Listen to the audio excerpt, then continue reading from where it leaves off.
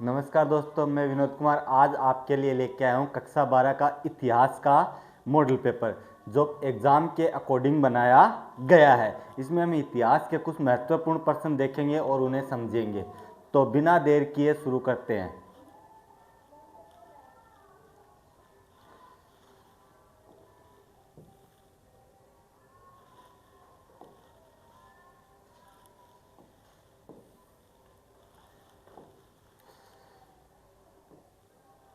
आपकी जो नई एग्ज़ाम होने वाली है 25-26 की बोर्ड की एग्ज़ाम, उसके अकॉर्डिंग ये तैयार किया गया है।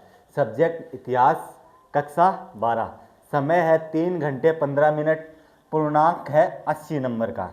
ठीक है, तो इसमें खंड ए, सेशन ए। पहला प्रश्न देखते हैं। हड़प्पा सभ्यता का वह स्थल जहां से नहरों के अवशेष मिले हैं। हड़प्पा सभ्यता एक नगरीय सभ्यता थी और वहां पे आपको पता है कि शहरों का निर्माण बोर्ड आकृति पे किया गया था, यानी वहां की सड़कें एक दूसरे को समकोण पे काटती थी। तो वहां पे हड़प्पा का ऐसा कौन सा स्थल है जहां से नहरों के अवशेष मिले हैं? तो वो कौन सा है? सोरतू घई, यानी सोरतू घई से नहरों के अवशेष मिले हैं। दूसरा प्रश्न है, जेम्स प्रिसेप्स ने किस वर्ष ब्राह्मी और खरोष्टी लिपियों को पढ़ने में सफलता प्राप्त की थी? यानी जो ब्राह्मी और खरोष्टी लिपियां किसके शिलालेखों में प्रयोग की गई थी? सम्राट अशोक महान के शिलालेखों में ब्राह्मी और खरोष्टी लिपियां यूज की गई थी। उन्हें पढ़ने का काम किया था जेम्स प्रिसेप्स ने, और यह कब किया था? 1838 में। 1838 में इसने पढ़ा था। अगला प्रश्न है, अथर्ववेद में मगध के लोगों को क्या कहा गया है? तो अथर्ववेद में मगध के लोगों को वरात्य कहा गया है। यानी अथर्ववेद, वेद कितने होते हैं? 4। तो अथर्ववेद में क्या कहा गया है? मगध के लोगों को वरात्य कहा गया है। अशोक के किस शिलालेख में कलिंग युद्ध का वर्णन मिलता है? अशोक के 14 शिलालेख मिलते हैं, और कौन से शिलालेख में कलिंग युद्ध का वर्णन मिलता है? तो वो है 13वें शिलालेख में। 13वें शिलालेख में कलिंग युद्ध का वर्णन मिलता है। प्रभावती गुप्त किस गुप्त शासक की पुत्री थी? प्रभावती गुप्त चंद्रगुप्त द्वितीय की पुत्री थी, और प्रभावती गुप्त की शादी किससे हुई थी? वाकाटक वंश के शासक से हुई थी। ऋग्वेद में पुरुष सूक्त में कितने वर्णों का उल्लेख मिलता है? ऋग्वेद में पुरुष सूक्त में 4 वर्णों का उल्लेख मिलता है, ब्राह्मण, क्षत्रिय, वैश्य और शूद्र।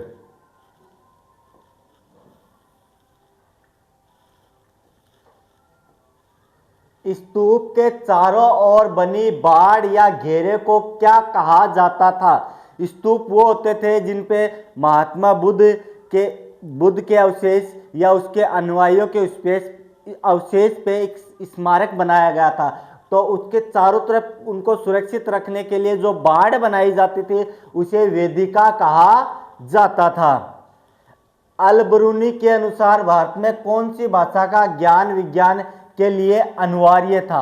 अल-बरूनी विदेशी यात्री था जो भारत आया था, तो उसके अनुसार अगर आपको संस्कृत नहीं आती है तो आप भारत का ज्ञान विज्ञान नहीं सीख सकते हैं। तो इसका क्या उत्तर हो जाएगा? संस्कृत भाषा।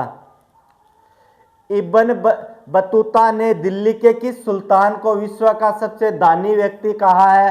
तो इब्न बतूता मोहम्मद बिन तुगलक के शासनकाल में भारत आया था, और भारत में इसे पागल राजा के नाम से भी कहा जाता है, क्योंकि उसने सांकेतिक मुद्रा चलाई थी जो असफल रही। इसने दोआब में कृषि पे कर बढ़ाया था, वो भी असफल रहा था। इसने राजधानी को परिवर्तन किया था, वो भी असफल रहा था। इसने चीन पे आक्रमण किया था, जीत गया था, लेकिन उसका कोई अधिक लाभ नहीं हुआ था।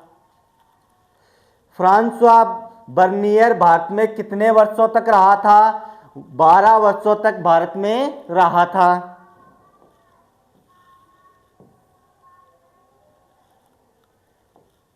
विजयनगर के किस शासक ने अपनी सेना में तुर्की धनुर्धारियों को भर्ती किया था? तो वो कौन था? देवराय प्रथम। देवराय प्रथम ने तुर्की धनुर्धारियों को अपनी सेना में शामिल किया था। मुगल काल में गांव के मुखिया को क्या कहा जाता था? मुगल काल में गांव के मुखिया को मुकद्दम या मंडल कहा जाता था।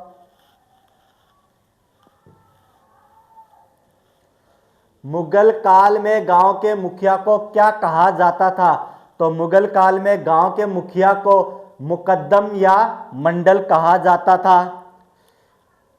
अकबरनामा का अंग्रेजी अनुवाद किसने किया?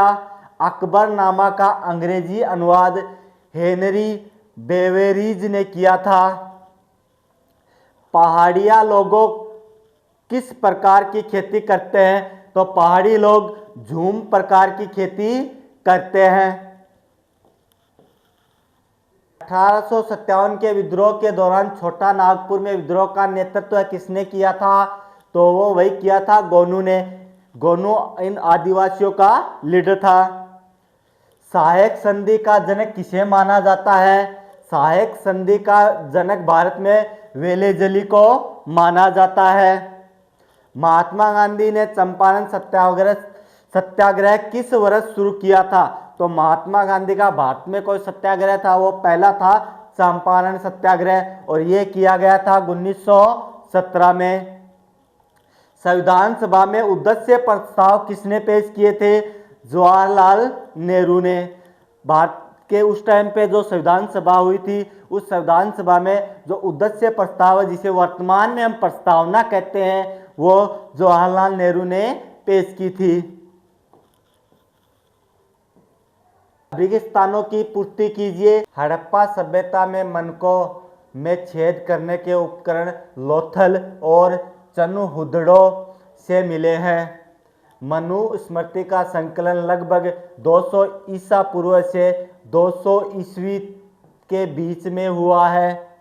निजामुद्दीन औलिया के शिष्य कौन थे?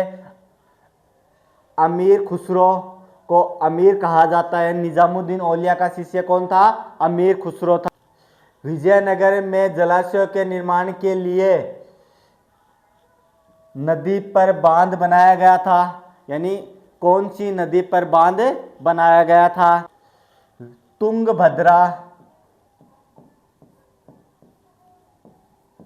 तुंगभद्रा नदी पर बांध बनाया गया था।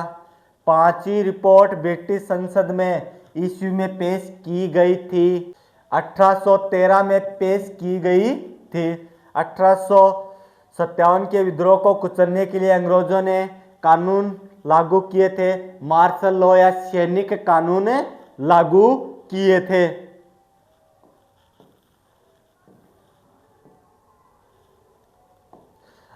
आगे देखते हैं, एक एक पंक्ति में उत्तर देना है, ठीक है। हड़प्पा सभ्यता के किन्हीं दो पालतू जानवरों के नाम लिखिए। दो पालतू जानवर भेड़ और बकरी। हड़प्पा सभ्यता में घोड़े के अवशेष बहुत कम मिले हैं, ना के बराबर मिले हैं। अभी तक कोई प्रत्यक्ष साक्ष्य घोड़े का नहीं मिला है। बहिर्विवाह पद्धति से क्या तात्पर्य है? अपने गोत्र या समूह से बाहर विवाह करने की प्रथा को बहिर्विवाह कहते हैं। महावीर स्वामी के बचपन का नाम क्या था? वर्धमान। अल बिरूनी ने अपनी यात्रा वृत्तांत का नाम क्या रखा? किताब उल हिंद।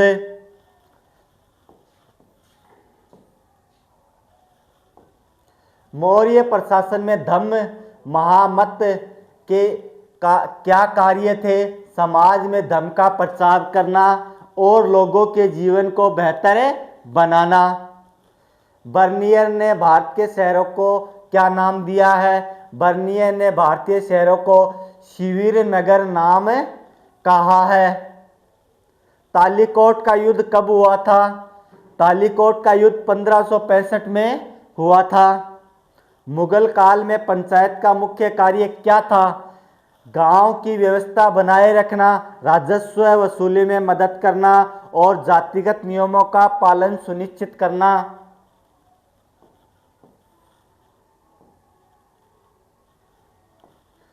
संथालों ने अंग्रेजों के विरुद्ध विद्रोह कब किया था?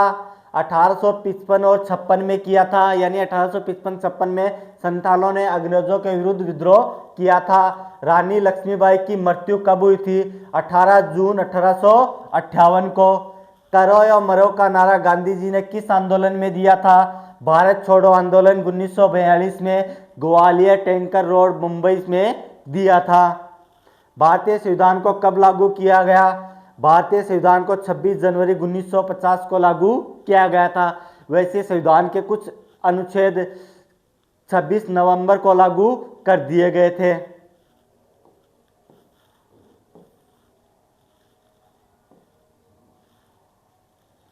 आगे देखते हैं, 50 शब्दों में लगभग हमें उत्तर देने हैं। हड़प्पा सभ्यता के किन्हीं दो महत्वपूर्ण नगरों के नाम लिखते हुए उनकी एक एक विशेषता बताइए। हड़प्पा के दो महत्वपूर्ण नगर और उनकी विशेषताएं।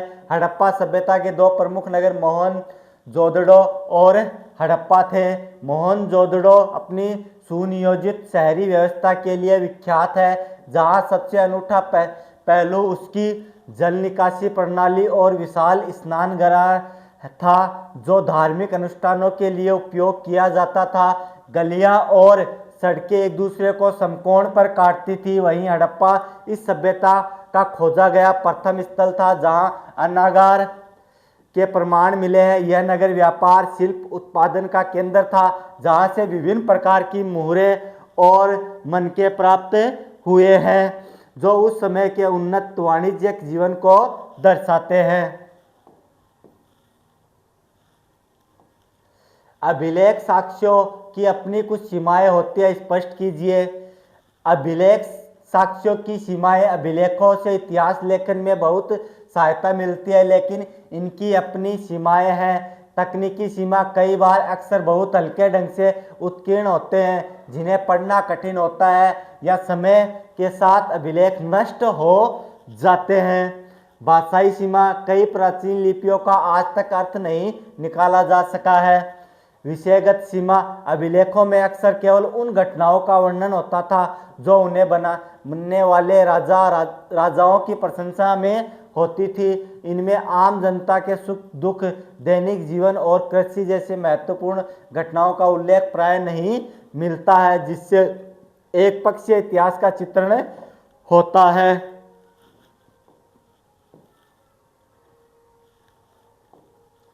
धर्मशास्त्रों के अनुसार 8 प्रकार के विवाह में कौन से थे? किन्हीं दो के नाम लिखिए।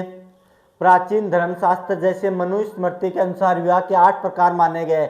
इनमें प्रथम 4 विवाह ब्रह्म विवाह, देव विवाह, आर्ष विवाह और प्रजापत्य को उत्तम तथा शास्त्र सम्मत माना जाता है, जबकि अंतिम 4 असुर, गंधर्व, राक्षस, पिशाच को निंदनीय माना जाता है। ब्रह्म विवाह। इसमें पिता अपनी पुत्री के लिए सुयोग्य और विद्वान वर्ग चुनकर उसे वस्त्र आभूषणों से सुसज्जित कर कन्यादान करता है। वर्तमान में इसी तरह का विवाह प्रचलन में है। गंधर्व विवाह। यह वर्तमान प्रेम विवाह जैसा था, जिसमें वर वधू अपनी इच्छा से पारंपरिक अनुराग के आधार पर बिना किसी रस्म के विवाह करते थे, जिसे आजकल लव मैरिज बोलते हैं। सांची के स्तूप के संरक्षण में भोपाल की बेगमों के योगदान की चर्चा कीजिए। सांची के स्तूप के संरक्षण में भोपाल की बेगमों का योगदान। सांची के स्तूप को आज सुरक्षित रूप में देखने का श्रेय भोपाल की बेगमों को जाता है। 19वीं सदी में जब यूरोपीय लोग स्तूपों के तोरण द्वारों को अपने साथ ले जाने चाहते थे, तब शाहजहां बेगम ने उन्हें सावधानीपूर्वक अपनी प्लास्टर प्राकृतियों से संतुष्ट कर मूल धरोहर को बचाया। उनकी उत्तराधिकारी सुल्ताना जहां बेगम ने स्तूप के रखरखाव के लिए पर्याप्त धन दिए, जहां वह एक संग्रहालय और अतिथि गृह का निर्माण करवाया। उन्होंने इतिहासकार जॉन मार्शल की पुस्तकों को प्रकाशन में भी आर्थिक सहायता प्रदान की, जिससे यह धरोहर विश्व भर में प्रसिद्ध हुई थी।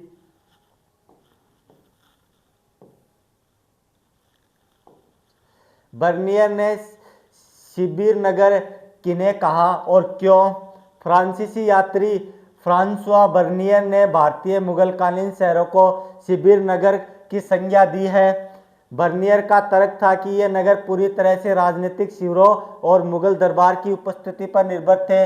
जब सम्राट अपनी सेना के साथ एक स्थान से दूसरे स्थान पर प्रस्थान करता था तो ये नगर भी अपना अस्तित्व खो देते थे या सिमट जाते थे। बर्नियर के अनुसार इन नगरों का कोई स्वतंत्र सामाजिक आर्थिक आधार नहीं था। इनका विकास पूरी तरह से राजकीय संरक्षण और शाही जरूरतों के अधीन था। विजयनगर साम्राज्य की जल आवश्यकताओं को कैसे पूरा किया जाता था? विजयनगर साम्राज्य तुंगभद्रा नदी द्वारा निर्मित एक प्राकृतिक कुंड में स्थित था। देखिए, मैंने आपको रिक्त स्थानों की पूर्ति में भी बताया था इस बारे में। शुष्क क्षेत्र होने के कारण शासकों ने जल संचयन के लिए व्यापक प्रबंध किए। कमलपुरम जलाशय जैसे विशाल हौज का निर्माण किया गया जहां से पानी को नहरों के माध्यम से राजकीय केंद्र तक पहुंचाया जाता था। एक अन्य महत्वपूर्ण जल स्रोत हिया नहर थी जो नदी पर बने बांध से पानी लाती थी और धार्मिक केंद्र व शहरी क्षेत्र के बीच की घाटी को संचित थी। इन ढांचों से स्पष्ट होता है कि विजयनगर में कृषि दैनिक उपयोग के लिए जल प्रबंधन अत्यंत उन्नत था। अमीर खुसरो का सूफी मत और संगीत में क्या योगदान था? अभी हमने पढ़ा था कि निजामुद्दीन औलिया के शिष्य का नाम था अमीर खुसरो। वर्तमान में जो भाषा हम बोलते और पढ़ते हैं, जिसे हम हिंदी बोलते हैं, वास्तविक में उसे खड़ी बोली हिंदी कहा जाता है। और खड़ी बोली हिंदी का पहला लेखक या पहला कवि कौन माना जाता है? अमीर खुसरो माना जाता है।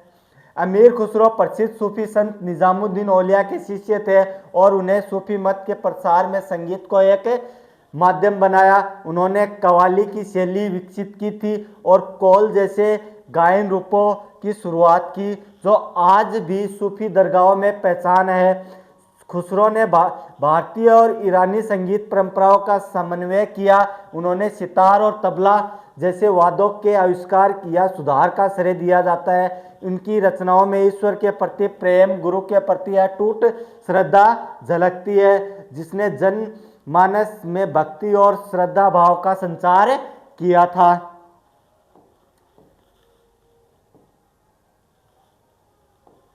मुगल कालीन ग्रामीण समाज में महिलाओं की स्थिति का संक्षिप्त वर्णन कीजिए। मुगल ग्रामीण समाज में महिलाएं कृषि अर्थव्यवस्था का एक अनिवार्य हिस्सा थी। वे बुनाई, निराई और कटाई जैसे खेतों के कामों में पुरुषों की मदद करती थी। साथ ही सूत काटने, बर्तन बनाने के लिए मिट्टी साफ करने और कढ़ाई जैसे दस्तकारी कार्यों में उनका योगदान महत्वपूर्ण था। यद्यपि समाज पितृसत्तात्मक था और महिलाओं की आवाजाही पर कोई सामाजिक पाबंदियां थी, फिर भी कई समुदायों में महिलाओं को पैतृक संपत्ति में हिस्सा मिलता था। विधवाओं को अपनी भूमि बेचने या बंधक रखने का अधिकार भी कुछ क्षेत्रों में प्राप्त था जो उनकी आर्थिक सक्रियता को दर्शाता है। 1857 के विद्रोह के दौरान अफवाहों और भविष्यवाणियों ने लोगों को प्रेरित करने में क्या भूमिका निभाई थी? 1857 के विद्रोह को फैलाने में अफवाहों ने उत्प्रेरक का काम किया। सबसे महत्वपूर्ण अफवाह एनीफील्ड राइफल के कारतूसों में गाय और सुअर की चर्बी होने की थी जिसने हिंदू और मुस्लिम सैनिकों में धार्मिक भावनाओं को भड़का दिया।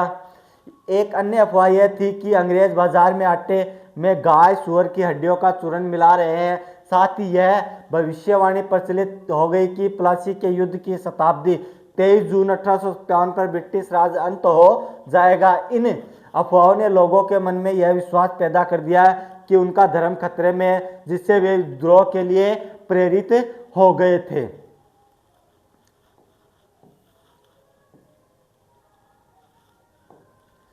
गांधी जी ने असहयोग आंदोलन को वापस क्यों लिया?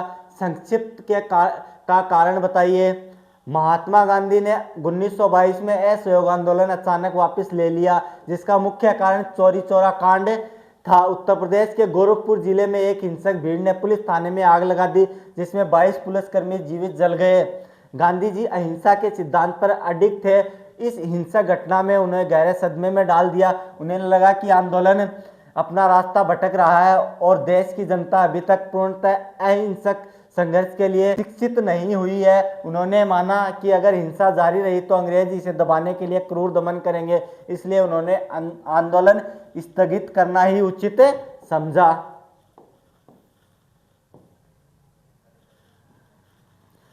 अगला प्रश्न देखते हैं, बौद्ध धर्म के प्रचार के मुख्य कारणों का विश्लेषण कीजिए। बौद्ध धर्म के भारत और विदेशों में तीव्र प्रसार के पीछे कई महत्वपूर्ण सामाजिक, धार्मिक और राजनीतिक कारण थे। सबसे प्रमुख कारण महात्मा बुद्ध का सरल प्रभावशाली व्यक्तित्व था। उन्होंने जटिल यज्ञ और कर्मकांडों के स्थान पर नैतिकता और मध्यम मार्ग पर बल दिया। यह धर्म आम जनमानस की भाषा पाली में प्रचारित किया गया, जिससे लोग इसे आसानी से समझ सके। बौद्ध धर्म ने जन्म आधारित वर्ण व्यवस्था का विरोध किया, जिससे समाज में निम्न वर्गों, वैश्यों और अपनी सामाजिक स्थिति सुधारने का अवसर मिला। बौद्ध संघ की भूमिका भी अत्यंत महत्वपूर्ण थी। अनुशासित भिक्षुओं ने गांव-गांव जाकर धर्म का प्रचार किया।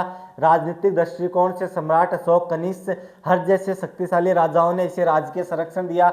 विशेषकर अशोक ने धम्म महामत की नियुक्ति की और विदेश में अपने दूत भेजकर इसे एक विश्व धर्म बना दिया। अतः बौद्ध विहार शिक्षा के केंद्र बन गए, जिन्हें इस दर्शन को बौद्धिक आधार प्रदान किया था।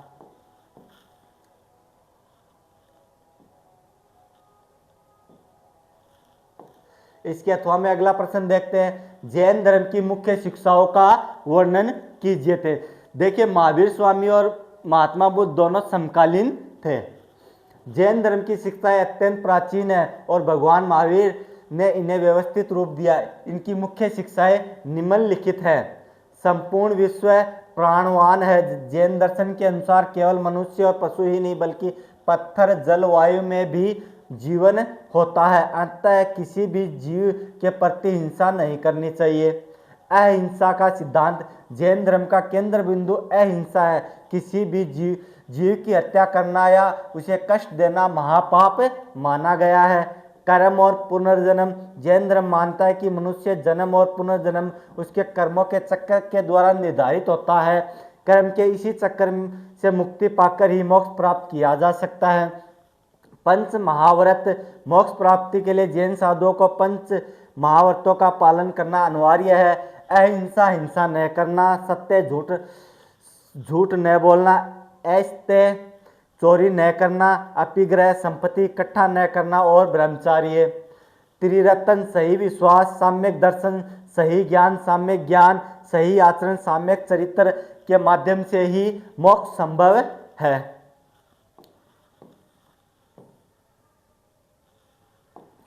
अगला प्रश्न देखते हैं, विजयनगर के महानवमी डिंबा के धार्मिक और राजकीय महत्व को स्पष्ट कीजिए। महानवमी डिंबा विजयनगर के राजकीय केंद्र का सबसे विशाल और प्रभावशाली मंच था, जिसका आधार लगभग 11,000 वर्ग फीट और ऊंचाई 40 फीट थी। इसका धार्मिक महत्व शरद ऋतु के 10 दिनों के हिंदू त्योहार महानवमी, दशहरा या दुर्गा पूजा से जुड़ा था। इस दौरान वहाँ मूर्तियों की पूजा, राजकीय अश्व की पूजा और विभिन्न अनुष्ठान किए जाते थे। मंच के आधार पर खुदे हुए चित्र उस समय के सामाजिक और सांस्कृतिक जीवन को दर्शाते थे। राजकीय दृष्टि से यह स्थान विजयनगर के शासकों की शक्ति, प्रतिष्ठा, प्रभुत्व का प्रतीक था। इस अवसर पर राजा अपने सैन्य कौशल का प्रदर्शन करता था। साम्राज्य के सभी नायक और अधीनस्थ राजा यहाँ उपस्थित होकर सम्राट को औपचारिक भेंट नजराना देते थे, अपना राजस्व चुकाते थे। इस आयोजन के माध्यम से राजा अपनी प्रजा और सामंतों के बीच अपनी सर्वोच्चता और नियंत्रण को सुदृढ़ करता। यह केवल एक धार्मिक मंच न होकर राजनीतिक शक्ति का केंद्र भी था। अब इसके आगे अगला प्रश्न देखते हैं, विजयनगर साम्राज्य के पतन के क्या कारण थे। विजयनगर साम्राज्य के पतन एक क्रमिक प्रक्रिया थी, जिसके मुख्य कारण निम्नलिखित थे। कमजोर उत्तराधिकारी, कृष्णदेव राय की मृत्यु 1529 के बाद उनके उत्तराधिकारी कमजोर थे, जिससे साम्राज्य की एकता डगमगाने लगी और आंतरिक कलह बढ़ गया। तालिकोटा का युद्ध 1565 यह पतन का सबसे बड़ा कारण था। बीजापुर, गोलाकुंड और अहमदनगर की संयुक्त सेनाओं ने विजयनगर के सेनापति राम राय को पराजित किया, विजयनगर शहर को बुरी तरह लूटा और नष्ट कर दिया। नायकों का विद्रोह, साम्राज्य में नायक सैन्य प्रमुख बहुत शक्तिशाली हो गए थे। केंद्रीय सत्ता के कमजोर होते ही उन्होंने विद्रोह कर दिया और अपने स्वतंत्र राज्य की स्थापित कर लिए। दक्कन सल्तनतों से शत्रुता, विजयनगर और पड़ोसी मुस्लिम राज्य बहमी और उसके बाद उसके उत्तराधिकारी राज्यों के बीच रायचूर दोआब पर नियंत्रण को लेकर निरंतर युद्ध होते रहे, जिससे साम्राज्य की आर्थिक और सैन्य शक्ति क्षीण हो गई थी। विजयनगर का पतन का सबसे बड़ा कारण माना जाता है तालीकोट का युद्ध।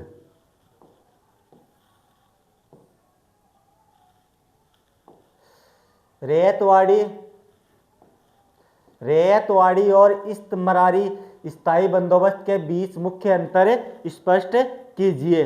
ब्रिटिश काल में राजस्व संग्रह की ये दो अलग अलग प्रणालियां थी।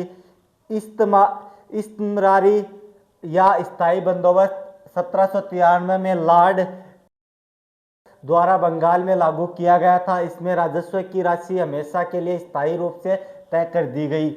इस व्यवस्था में जमींदारों को भूमि का मालिक माना गया और सरकार सीधा संपर्क किसानों से नहीं था। यदि जमींदार तय तिथि तक राजस्व नहीं चुकाता तो उसकी संपत्ति नीलाम कर दी जाती थी।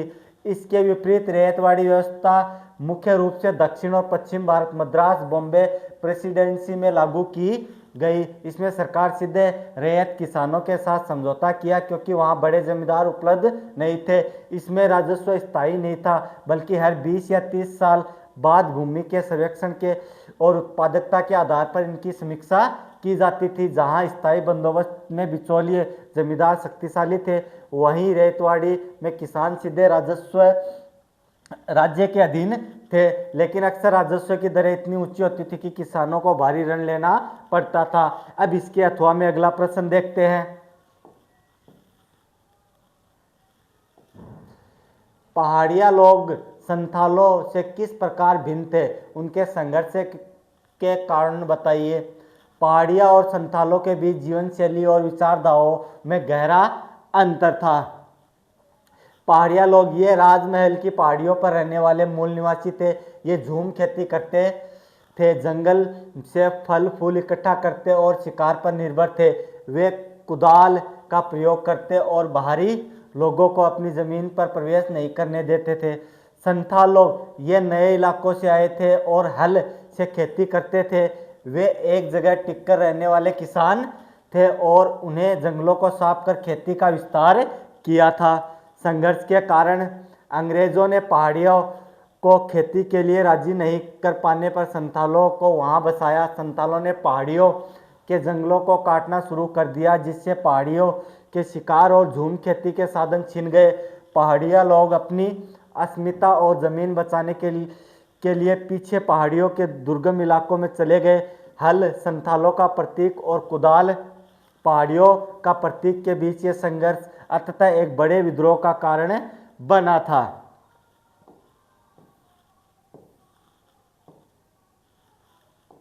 अगला प्रश्न देखते हैं। संविधान सभा के सामने पृथक निर्वाचिका के मुद्दे पर क्या बहस हुई थी? संविधान सभा में पृथक निर्वाचिका के मुद्दे पर सबसे विवादास्पद विषयों में से एक था। बी पोरकर बहादुर जैसे मद्रास के कुछ मुस्लिम नेताओं ने अल्पसंख्यकों के अधिकार और राजनीतिक अस्तित्व की रक्षा के लिए इसे बनाए रखने पर जोरदार समर्थन दिया। उसका तर्क था कि संयुक्त निर्वाचन से अल्पसंख्यक कभी भी अपनी पसंद का प्रतिनिधित्व नहीं चुन पाएंगे। हालांकि अधिकांश राष्ट्रवादी नेताओं ने इसका कड़ा विरोध किया। सरदार पटेल ने इसे एक ऐसा जहर बताया जो देश को पूरी तरह राजनीति में समा चुका है और जिसने देश के विभाजन की नींव रखी है। आर वी धुलेकर और गोविंद वल्लभ पंत ने तर्क दिया कि पृथक निर्वाचिका अल्पसंख्यकों को मुख्य धारा से अलग थलग कर देगी और उनके बीच स्थायी अलगाव पैदा करेगी। उन्होंने कहा कि लोकतंत्र की सफलता के लिए विश्वास और सहयोग की आवश्यकता है, न कि अलगाव की। अंततः संविधान सभा ने राष्ट्रीय एकता और अखंडता को सर्वोपरि मानते हुए पृथक निर्वाचिका को खारिज कर दिया और संयुक्त निर्वाचन प्रणाली को अपनाया था। अब इसके अथवा में अगला प्रश्न देखते हैं।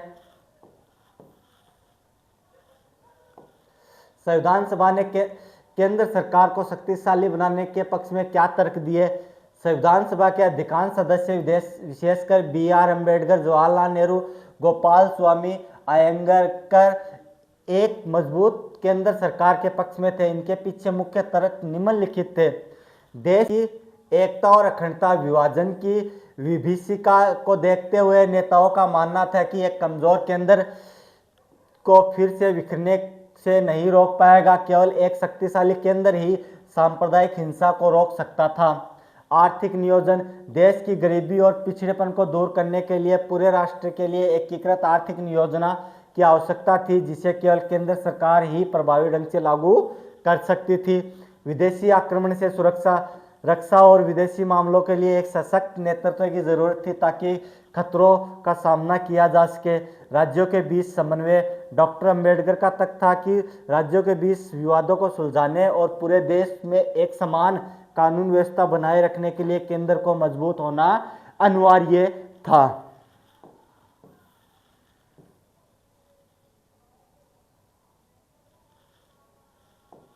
अगला प्रश्न देखते हैं। हड़प्पा सभ्यता के शिल्प उत्पादन और उसके लिए कच्चा माल प्राप्त करने की विधियों का सविस्तार वर्णन कीजिए। अब हम देख रहे हैं वो प्रश्न जिनके 200 से 250 शब्दों में उत्तर देने होते हैं, तो उनमें हम 18 नंबर का प्रश्न देख रहे हैं। हड़प्पा सभ्यता अपनी उन्नत शिल्प कला और व्यापारिक कौशल के लिए जानी जाती है, जहां शिल्प उत्पादन के मुख्य केंद्र चनुहुदड़ो और लोथल जैसे नगर थे।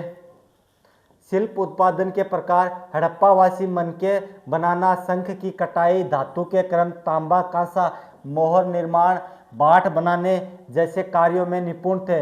मनके बनाने के लिए कर्नेलियन लाल रंग जैसे जेस्पर, स्फटिक और कार्टेज जैसे पत्थरों के साथ साथ सोने और तांबे जैसे धातुओं का प्रयोग होता था।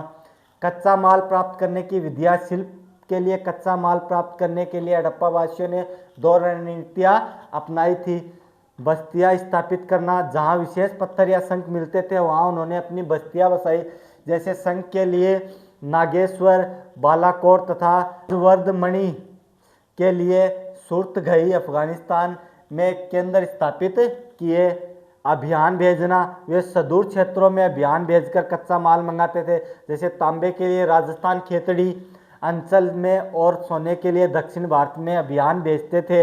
इन्हीं अभियानों के माध्यम से वे स्थानीय समुदायों के साथ संपर्क स्थापित करते थे।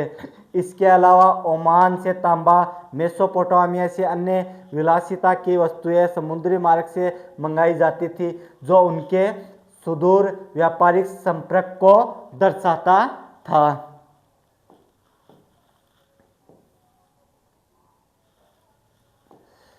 इसके अथवा में अगला प्रश्न देखते हैं। मौर्य प्रशासन के मुख्य अभिलक्षणों की चर्चा कीजिए। अशोक के शिलालेखों में इसका वर्णन कैसे मिलता है। मौर्य साम्राज्य भारत का पहला विशाल और संगठित साम्राज्य था। इसकी प्रशासनिक व्यवस्था अत्यंत विस्तृत थी, जिसके मुख्य अभिलक्षण निम्नलिखित है। मौर्य प्रशासन के मुख्य अभिलक्षण: केंद्रीय प्रशासन, राजा सत्ता का केंद्र था और उसके पास विधायी, कार्यकारी और न्यायिक शक्तियां थी। सहायता के लिए एक मंत्री परिषद होती थी। 5 प्रमुख राजनीतिक केंद्र, साम्राज्य 5 प्रमुख केंद्रों में बटा था। राजधानी पाटलिपुत्र, 4 प्रांतीय केंद्र तक्षशिला, उज्जैनी, तोसली और सुवर्णगिरी। सैन्य प्रबंधन, मेगस्थनीज के अनुसार सेना के संचालन के लिए एक समिति, 6 उप समितियां थी जो नौसेना, यातायात, पैदल सेना, घुड़सवार, रथ और हाथियों का प्रबंधन करती थी। राजस्व और न्याय, कर वसूलने के लिए विशेष अधिकारी समहर्ता थे और न्याय के लिए कठोर कानून व्यवस्था थी।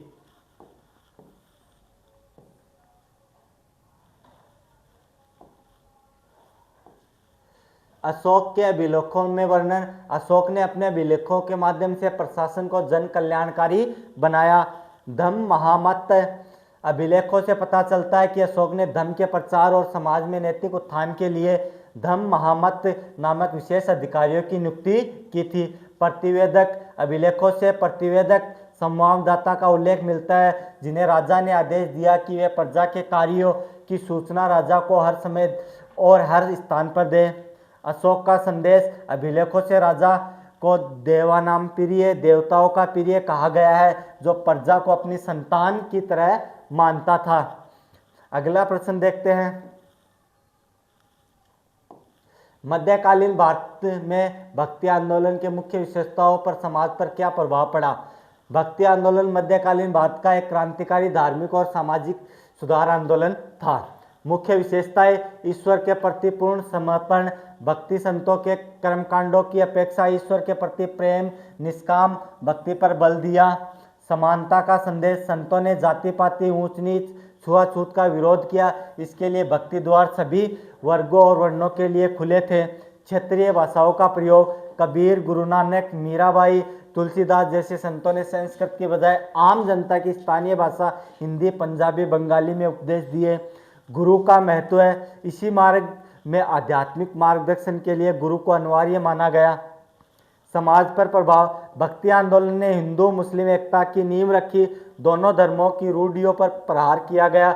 इसने समाज के निचले तबकों में आत्मसम्मान जगाया, क्योंकि अब वे सीधे ईश्वर से जुड़ सकते थे। क्षेत्रीय भाषाओं में साहित्य सर्जन से शिक्षा और विचारधारा का प्रचार हुआ। इसी आंदोलन ने अंधविश्वासों को कम कर मानवीय मूल्य और भाईचारे को बढ़ावा दिया, जिससे समाज में एक नई चेतना का संचार हुआ था। भक्ति आंदोलन को हिंदी भाषा का स्वर्णकाल भी कहते हैं। मुख्य रूप से हिंदी भाषा का स्वर्णकाल मुगल काल माना जाता है। सम्राट अकबर का समय हिंदी भाषा के लिए स्वर्णकाल माना जाता है।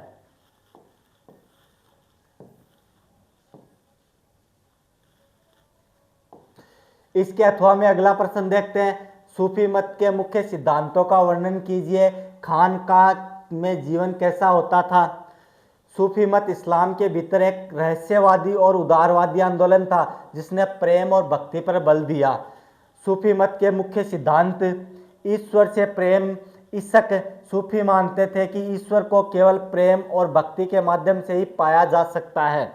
गुरु का महत्व है। पीर मुरीद, सूफी मत में एक आध्यात्मिक गुरु पीर या शेख होना अनिवार्य है, जो मुरीद शिष्य का मार्गदर्शन करता है। मानवता की सेवा, उनके लिए गरीब असहाय लोगों की सेवा ही वास्तविक इबादत थी। संगीत और नृत्य, समा, वे समा, कव्वाली और संगीत के माध्यम से आध्यात्मिक आनंद प्राप्त करते थे, जिससे वे ईश्वर के निकट पहुँचते और पहुँचने का मार्ग मानते थे।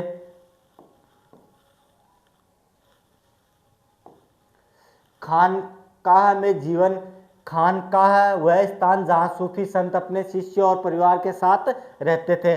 सामाजिक केंद्र, खानकाह केवल धार्मिक केंद्र नहीं बल्कि सामाजिक केंद्र भी थे, जहाँ अमीर गरीब हिंदू मुस्लिम सभी वर्गों के लोग आशीर्वाद लेने और चर्चा करने आते थे। सादा जीवन, खानकाह में जीवन सादगीपूर्ण था, जहाँ एक सामुदायिक रसोइया लंगर होती थी जो फतुह बिना मांगे मिले दान पर चलती थी। गतिविधियाँ, सुबह और शाम की प्रार्थना के बाद शेख अपने मुरीदों से मिलते थे, उन्हें उपदेश देते थे और लोगों की समस्याओं का समाधान करते थे। प्रसिद्ध चिश्ती संत जैसे निजामुद्दीन औलिया ने खानकाह आज भी आपसी भाईचारे के प्रतीक माने जाते हैं। अब अगला प्रश्न मैं आपके लिए छोड़ रहा हूँ। आपको भारत के मानचित्र में इन स्थानों को अंकित करना है। इनमें कुछ स्थान तो वह हैं जो भारत के महत्वपूर्ण नगर हैं, और कुछ हड़प्पा या सिंधु घाटी सभ्यता से जुड़े हुए स्थान हैं। तो उनमें देखेंगे राखी गढ़ी। राखी गढ़ी कहाँ है? हरियाणा में। सांची, कोलकाता, साबरमती, बनवाली, अमरावती, मद्रास, चौरी चौरा। तो आपको भारत के मानचित्र में इन्हीं सभी स्थानों को अंकित करना है। ये आपको स्वयं को ये कार्य करना है, और इसमें आप आलस मत करना, क्योंकि आप इन्हें अंकित करोगे तो एग्जाम में आपको स्थान को पहचानने में थोड़ी आसानी रहेगी। तो आज की क्लास में इतना ही। मिलते हैं अगली बार नेक्स्ट पेपर लेके। आपके लिए धन्यवाद।